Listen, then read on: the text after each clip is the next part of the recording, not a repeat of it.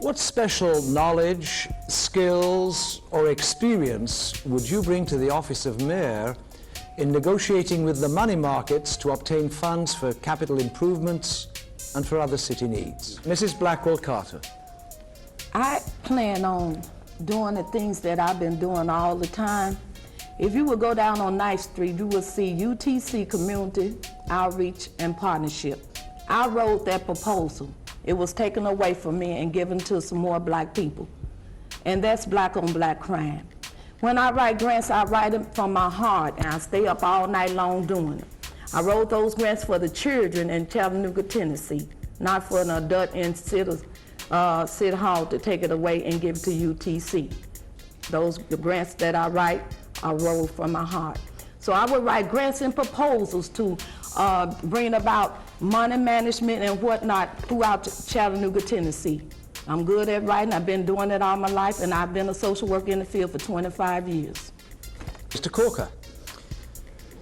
Well, certainly I've been doing that my whole life throughout my business career and as Commissioner of Finance for the state of Tennessee. The budget for the state of Tennessee, when I was Commissioner of Finance, who acts as the Chief Operating Officer and the Chief Financial Officer of the state, was $14 to $15 billion. The city's budget is $130 to $140 million from an operational standpoint, and I know that I will be able to carry out my abilities well within the city. But I truly understand that what causes our bond rating to be great is the management of our city, and I think I've been tested in every way possible so that the voters will know that I will do that in an excellent fashion, and we will obtain rates that will be very beneficial to our taxpayers. Thank you. Mr. Eubanks, your response. I believe the bond issue is a good issue, and I believe buying bonds and selling bonds will be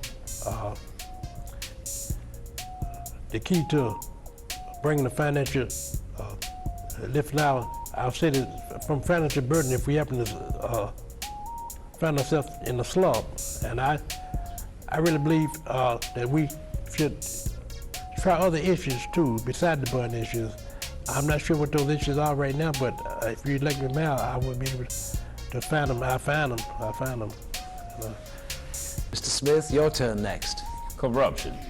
I'll eliminate corruption. I wouldn't be corrupted. That's what politicians mostly are, corrupted. They say one thing, and then when they get in, they see all the whole picture, and then all of a sudden they start falling by the wayside because, like I said, by this being Black History Month, I gotta, like I said, tell Chattanoogan this. If every Chattanoogan got together and gave from their heart during Black History Month, I mean, you can imagine that more people wouldn't be living in poverty, because you got to understand, not only black people living in the city, so do what we call white people.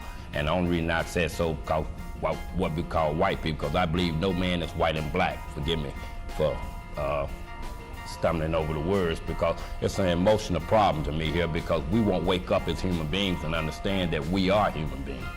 That's why we're dying, because we won't come together. Thank you. Mr. Peeples, your turn next. Well, being as how I get to answer last, I ought to have the perfect solution since I've heard everybody else's answer. But I really didn't hear nothing that we had been hearing for the past generation.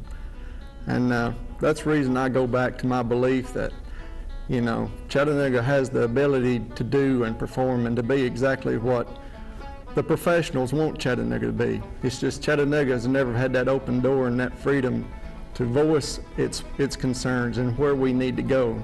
And as mayor, that's one of my main focus and interest, and that's what I would do, is be willing to do and to put out what needs to be put out to get this city where it needs to be.